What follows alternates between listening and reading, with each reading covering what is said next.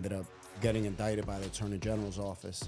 Thursday, Fridays, and Saturdays, you know, $10,000 to $15,000 nights, and everything goes. You have to literally step over bodies to go to school to kill the kids. You know, there's hundreds of needles littered on the floor.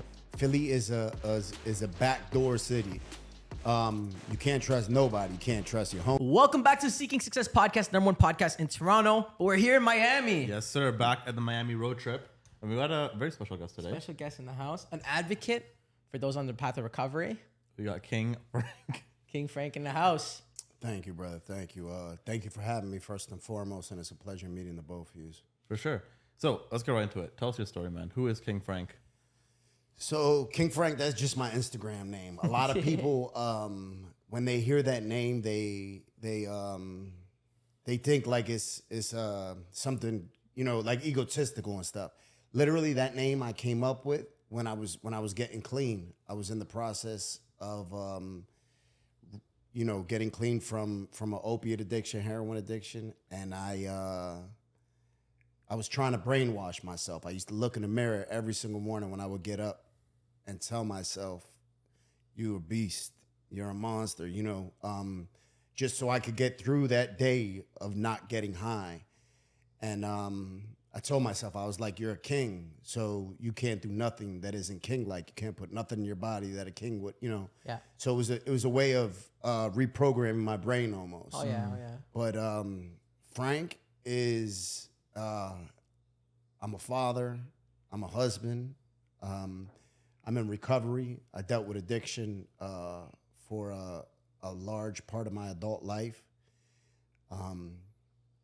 I'm a felon. I spent 17 years in the penitentiary. I went to jail when I was 15 years old. Wow. So I spent a lot of time in the penitentiary as a young teenager. Wow. Young 20s, you 15 know. to 32 behind bars. Yeah, so I had a break in between that. Okay. I you know, was 8 years, 7 years, Yes. you know, so I had a break in between there. Talk us through that. Why were you arrested? When you're So I was 15 years old. And my life up to that point, I grew up, you know, my parents were both addicts. I grew up in an extremely dysfunctional, broken home. I had been in and out of juvenile placements, you know, juvenile foster homes, everything you could think of that a juvenile would go to. I had been there, boot camps, all that type of stuff. And I had a very bad temper. I didn't know how to deal with any type of negative emotions. I dealt with them through Fighting. physicality. Yeah, you know, I that's the way I dealt with it, through violence. And I find myself having an issue with somebody, and it turned out I knew the person's name. I didn't know their face. Turned out to be the wrong person. So I had an issue with somebody. We ended up getting into a little bit of a issue, and next thing I know, I'm on the run, and I'm you know, facing the next 15 years in prison. Yeah. You know, it was a mistake on my part, because I like I said, I didn't even have the right person. Yeah. I just knew the person's name. Crazy. And somebody told me, "Yo, dude's over here." Oh, that's crazy. And I remember when I seen the brother, his reaction wasn't what it was supposed to be. And I remember that was the first thing that threw me off a little bit. I was like, you know, when he seen me, he turned around and seen me, and his reaction, he just looked at me like nothing and kept on with the conversation. I just remember thinking in my head, "Damn, what's up?" And that threw me off a little bit, but you know, I still went and you know, I ended up, you know, me and the guy, we ended up getting into a fight, and it was, you know, it was just and yeah, from Canada. So here it was just it was aggravated assault, which is you call it serious bodily harm to somebody. Yeah. I had already had prior run-ins with the law, so it made it just a little bit more severe. So prior offenses, so they put more time. Yeah. Yeah, absolutely. Gotcha. And Do you feel like that was like the turning point for you? I don't feel like it was a turning point, but I feel like I was glad that it happened in a sense, because I knew if I would have continued on the path that I was on, either I was going to be dead or I was going to be in jail for a lot longer. So that I knew, but I was still, my mindset didn't change at all. Yes. And then, so after you came out from that, you had another run-in with the law. Yeah. Spent another 8 years behind bars. Yep. So that would be the turning point for you? Even that wasn't. No. So I ended up coming home, and in the process, in between the two, I ended up falling into addiction. In 2004, my mother was killed, and I had to identify her body in the coroner's office. So that night, I couldn't go to sleep. Next night, couldn't go to sleep. Third night, a family friend recommended, there was a nurse. They said, look, why don't you take these pills? They'll help you go to sleep. I took the pills, and they helped me to go to sleep. That ended up leading to a pill addiction to Percocets and OxyContin. That ended up leading to heroin. And in the course of all that, I was selling drugs. I was dealing with, with the loss of my mother. I was financially, that was what made me happy, having money, shopping. That's the way I chose to deal with it. And I ended up getting indicted by the Attorney General's office and going back to the penitentiary, for selling drugs. Yes. Because if I'm not mistaken, I think Teddy was saying you were making like $50,000 a week selling drugs. So I would have, Thursday, Fridays, and Saturdays, $10,000 to $15,000 nights, and that's just the money was coming very easily. Yeah. And this is out in Philly, outside of Philly. Outside of Philly. So I would hustle in Philly, but I would also go outside. So when I was in Philly, the prices are a lot different if you go an hour outside of the city. Oh. You see what I'm saying? So what you sell in Philly for $5 or $10, you go outside of the city and you sell for $30. Wow. You see what I'm saying? So there was a big price difference. So of course, that's where we go. We rent a couple houses and stay out there and. Crazy. That's like when you go OT money. in Toronto. Yeah. That's not crazy. that we do it. Yeah. Okay. Yeah. Word. Interesting. that's crazy. How far out from Philly are you guys going? You said an hour? 2 hours. 2 hours? Yeah, 2 hours outside of Philly. Okay, and that's your past. Obviously, that shapes the man who you are today. Yeah. Now, fast forward. Now you're clean and you're advocating for clean. We see the work you're doing on YouTube. You go out to these areas and you show the people to raise awareness. Mm-hmm. What would you say your active businesses are now? So my daily, Monday through Friday work. I own a barber shop. I'm a barber, and that's like my passion. Okay. I get to meet different people. We change the way somebody looks and changes the way they feel. Oh, for sure. Bro, haircuts are like makeup for men. Oh, for sure. 100%. Like, for sure. A nice crispy lineup. Who has a better haircut, me or this guy right now? I don't know. Y'all both slacking, brother. Y'all both slacking. Y'all supposed to be on point. Get that motherfucker The fresh. crazy thing is, so I get weekly haircuts. Yeah. Because I'm in Miami, I can't cheat on my barber. Yeah. So what am I supposed to do? Cheat on my He'll barber? understand. You think so? He'll understand. You out of town, right? You out of town. I have to go to your barber shop, bro. Well, you could definitely come through. Okay, so barbershop, that's like the main barbershop, thing right now. Yes. Then I also I go to schools to speak. I go to schools, I go to hospitals, I go to rehabs, detoxes, prisons, hospitals to speak about addiction and also sharing my story and what I've been through and what I'm doing now. That's actually Right sick. on. And now your barbershop, you're expanding to Miami now? No. You're visiting right now, or? Yeah, so I had to come out here on business, unrelated to my barbershop. Okay. I just had to come out here. So I'm starting a podcast also. Okay, Sick. okay. I got about 5 episodes. Yeah. I'm waiting to release until I have about 10 episodes. Okay. So that's why I'm out. Oh, so you're on the same grind as us right now. Yeah, sort of. Sort of. sick. Yeah. I didn't come out here to do any, Fair. any pods. I just more or less for real it's a business trip, but I brought my son who's off camera so I could take him to do some stuff and have, a father-son trip. Oh, for sure. For Sick. For Oh, sure. what the heck? Did you notice the Miami culture here? It's a lot of like flexing, eh? Oh yeah. Ferraris, Lamborghinis. Yeah. Like the Lamborghini Urus is like a Honda Civic back in Toronto. They're like Yeah. everywhere, all over the roads.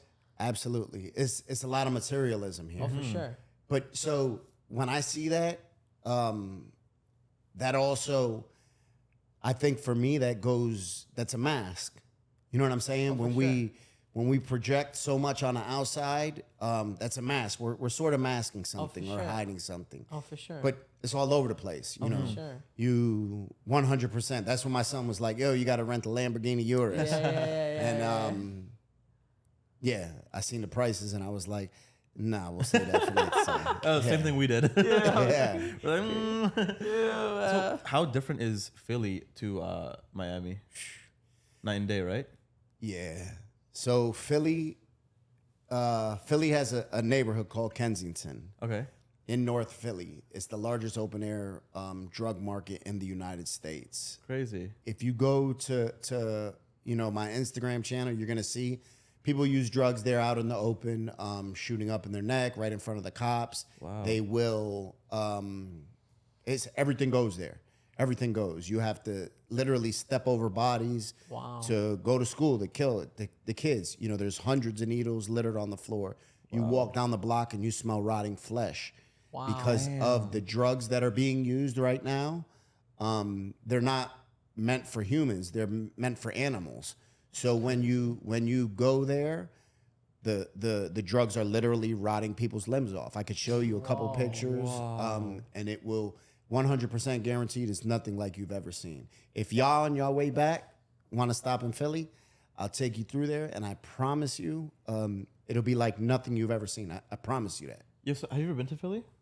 Have I been to Philly? No, maybe drive through, but not actually stop. I've been there. I stopped there once, literally just to get Philly cheesesteaks, Yeah, because y'all got the crazy Philly cheesesteaks. Philly is Yo, it's grunge. It's low key. I don't know exactly where it's at, but it is pretty grungy. yeah. Philly is a backdoor city. You can't trust nobody. You can't trust your homies, your day ones, none of that. Everybody's on the menu. Everybody's fair play. It don't matter who you are out I didn't even know you guys used the term backdoor. I thought that was a Toronto thing. Oh no. Like when you backdoor someone, I thought it was a Toronto thing. No. Word. So, you look through some of that, and that's it's Crazy. horrible there. It's horrible. Yeah. It's you walk down the block and you smell rotting flesh. Like That's insane. Wow. That's insane. dozens. Okay, so obviously we're in Miami, but you're from Philly. We're from Toronto. Teach us some Philly slang. Yep. So listen, I'm because of my age. Oh, you're not. Yeah, You're not young because of enough. my age. Teach us some OG stuff. I'm 44. Okay. Because of my age. So, shit, I don't even know. Like what are to the be OG? You're like Unc. What did the OG say over there? Well, you got to give me, ask me something, so it's a little bit better. Okay, like conversation style. Okay. Yeah. Where can I get some good food over here? So let me see. Man, listen, I think you're asking. That's like not my. So I always is. Shit. Philly is one of the biggest slang words that's known for that spread out all over the place. Is jaunt.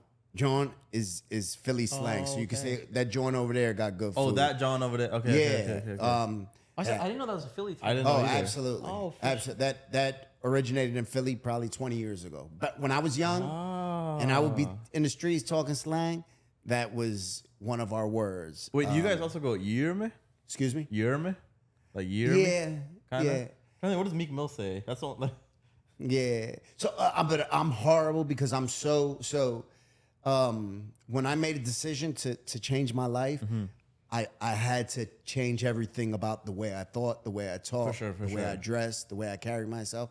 So I'm I think when I'm around the young guys, they look at me like, all right, that's the OG. He used to do this and that or have this and that, but he's on a different page now. Yeah, you know yeah, what I yeah, mean? yeah, Even yeah, with yeah. slang, I don't listen to music. None of that stuff. I'm very removed from anything like that. But I think that's a good thing though. Ah, fair, Yeah. fair. So now that you're clean, obviously no alcohol, no drugs, Yeah, no. no marijuana. So I smoke marijuana. Okay. At night to go to sleep. I have a pen that I smoke. I'll hit it 2 times before I go to sleep. But that's about it. I don't like the way marijuana makes me feel. Okay, So okay. I was diagnosed with PTSD when, so I before I used to take medication because it would help me sleep. Yeah. Then when medical marijuana became a big thing in the United States, Yeah. it was recommended. I went and spoke at a hospital, and a doctor heard me and said, look, why don't you try this medical marijuana? I tried it, and it put me to sleep. No nightmares, no night terrors, and that's, Oh, that's insane. yeah. What was causing your PTSD? Are you comfortable sharing? Yeah, so I had, as a young child, I was physically abused. I've seen, and then going through the penitentiary, I've seen, numerous extremely violent situations. I've seen a man almost get his head cut off in jail. What? I've seen, numerous people shot and killed. Wait, they have guns in jail? No. This is on Oh, the streets. on the Yeah, streets. this I is was on gonna the say, I'm like, streets. what? No, but there's definitely instances in America of people having guns in jail and killing people. 100%. Wow. Crazy. Yeah, absolutely, there is. But I guess the police are in on those ones. So this I would say would be in like the early 90s, Okay. 80s, where it was a little easier to move around, Fair, and get fair. stuff in jail. Now, not so much. Fair, but fair. 100%, if you was to Google it, you'd see instances, numerous instances of people being caught with guns and murders happening by guns in jail. Wow. Yep.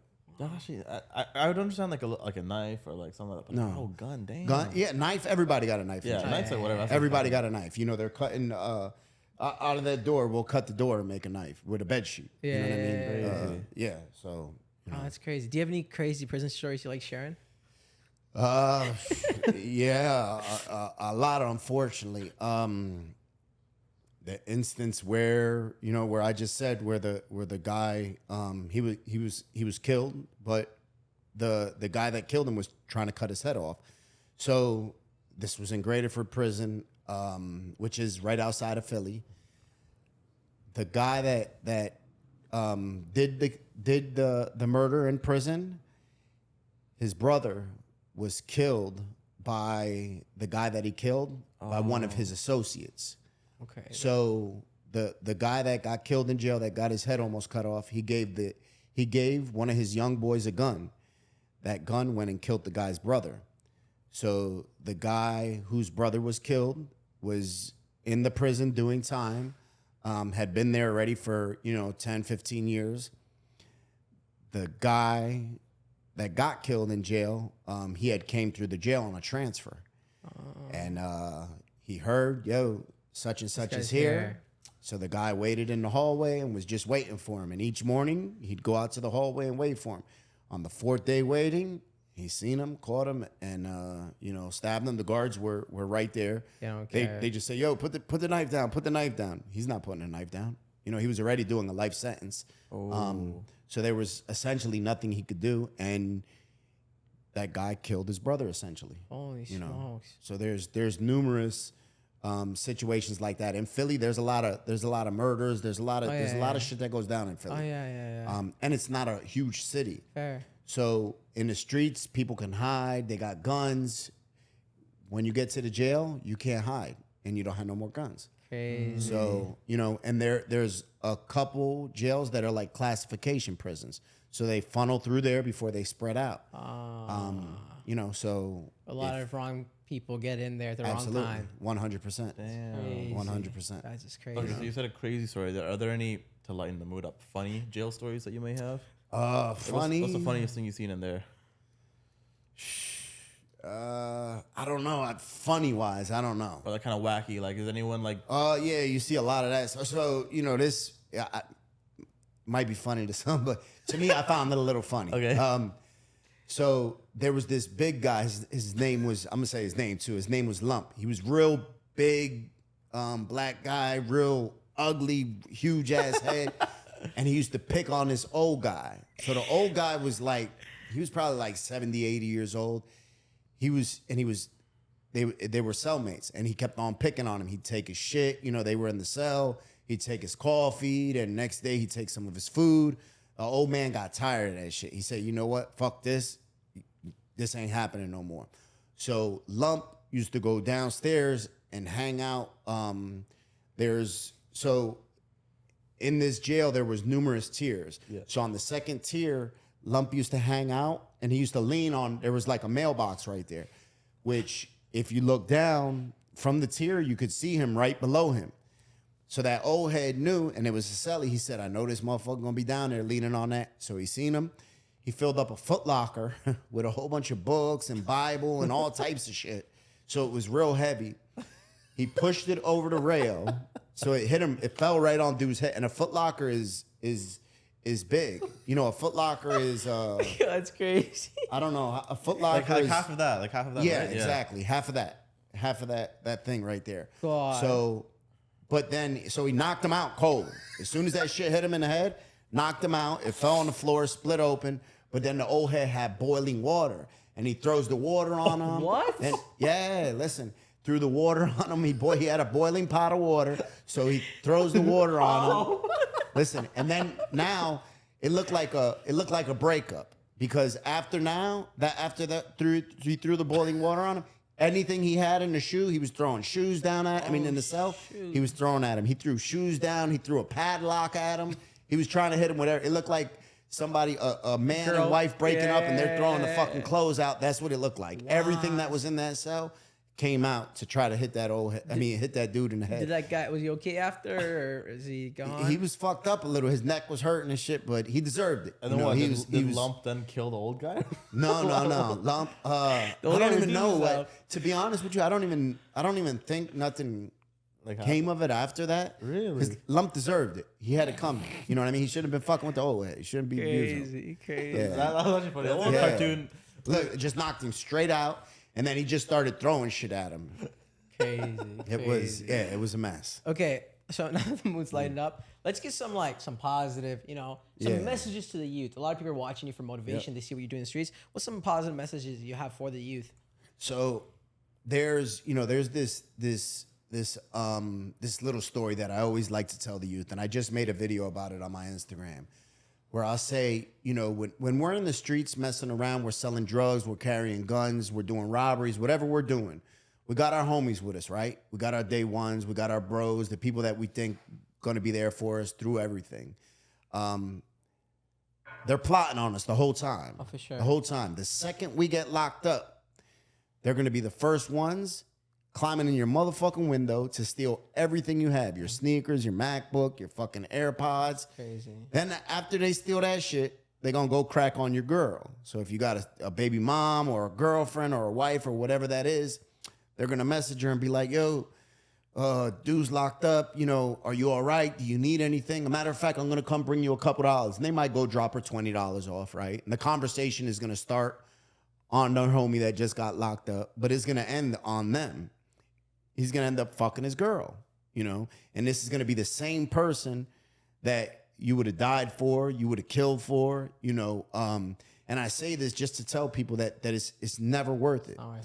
The streets, when we're in the streets, we're ripping and running in the streets, we're playing against the game that is set up for us to lose. Oh, for sure. We're playing a game that has rules that are fucking don't make any sense to anybody but us, right? To make rule, to say, okay, if I get locked up, I got to keep my mouth shut, and I can't say nothing that goes on about my homie. But if we're in the same precinct and he's in one room and I'm in the other room, he's going to be telling on me. I guarantee you that. That's just the way it goes.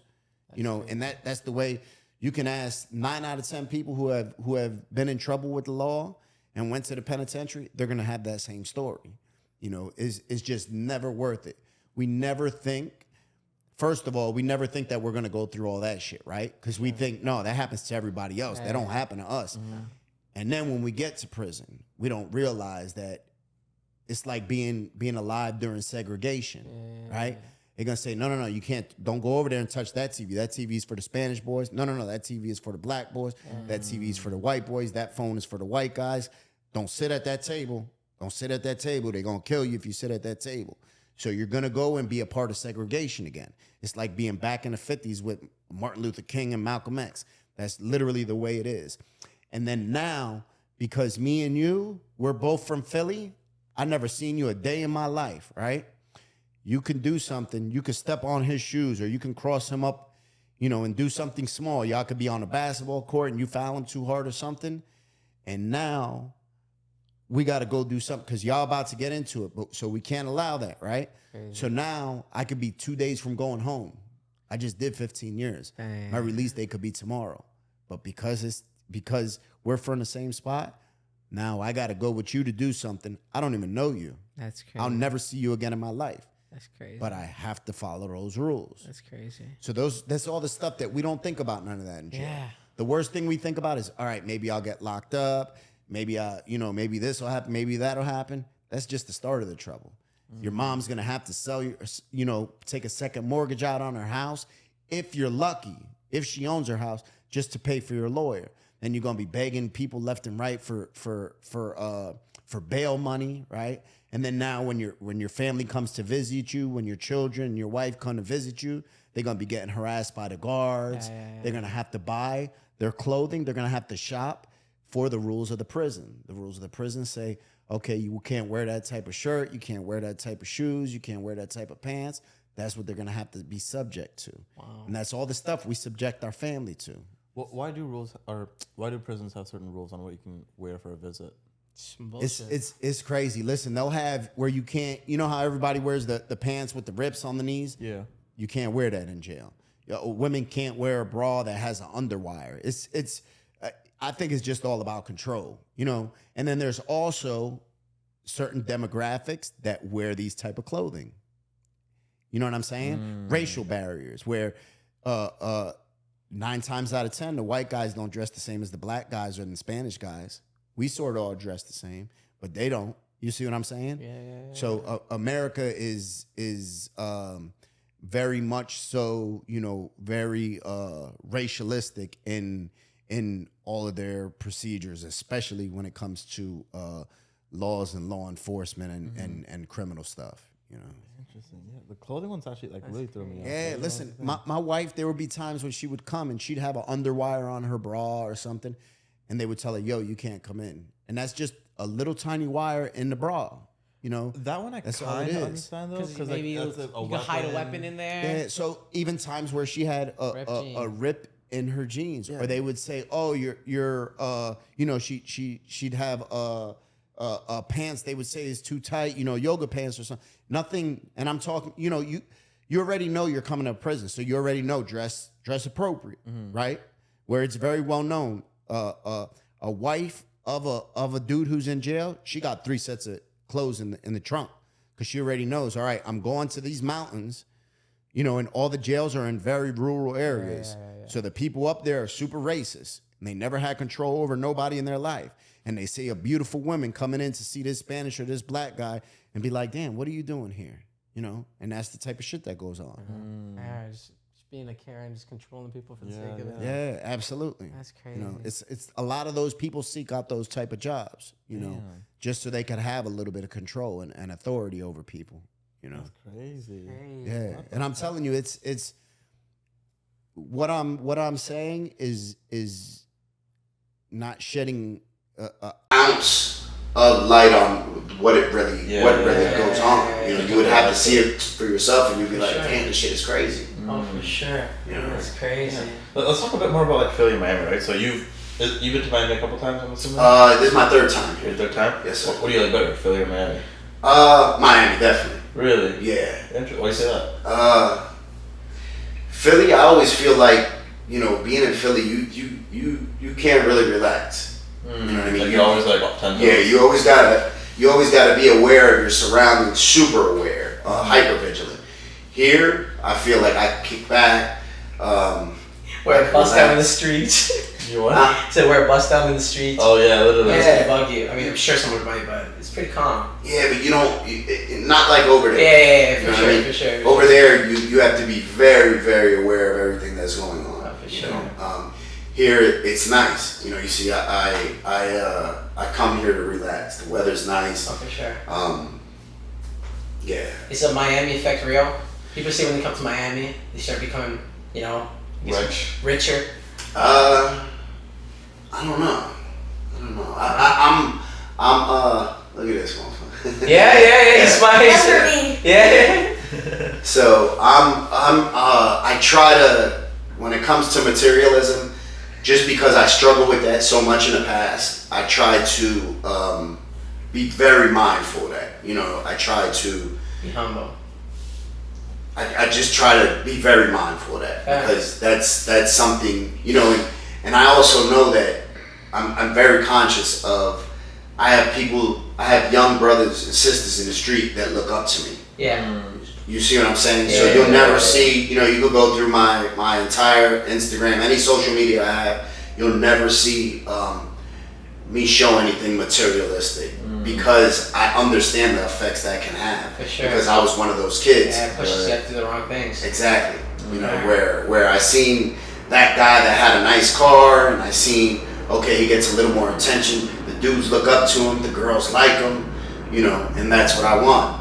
You know, so I understand the adverse effects of that, and I try to be very, very conscious of the image that I put out there. For sure. You know, For sure. not to say I don't like nice stuff though. Everyone does. We're all guilty of Absolutely, it, man. I work hard to have nice stuff. I just try to keep it to myself, I guess. Fair. Should we go to Final Four?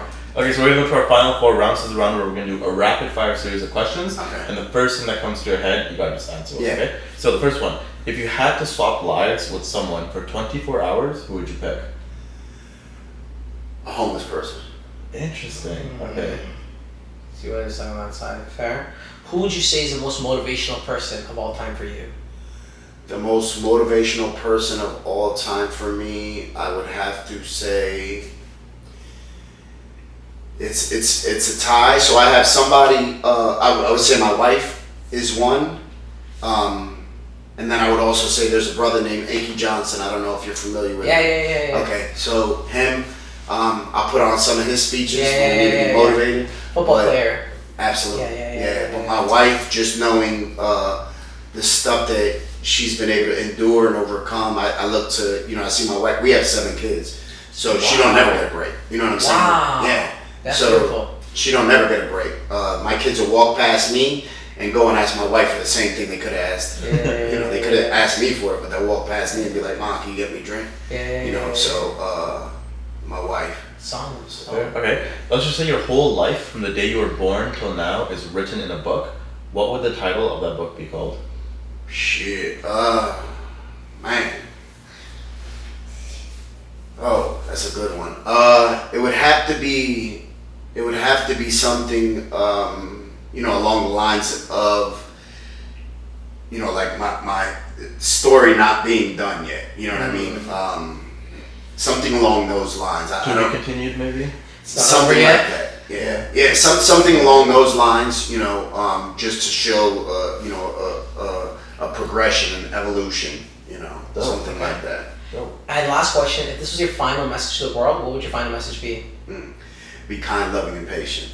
I think through those things, you know, I've had plenty of times in my life, and I'm sure everybody else has, where somebody was kind, loving, and patient with me. So I think we owe that to other people, no matter if we had a very entitled life or a very, you know, absolutely chaotic life. At one point in our life, somebody was kind, loving, and patient with us. So I think that's absolutely necessary for us to do that. Bars. Thanks a lot. That basically wraps up the video.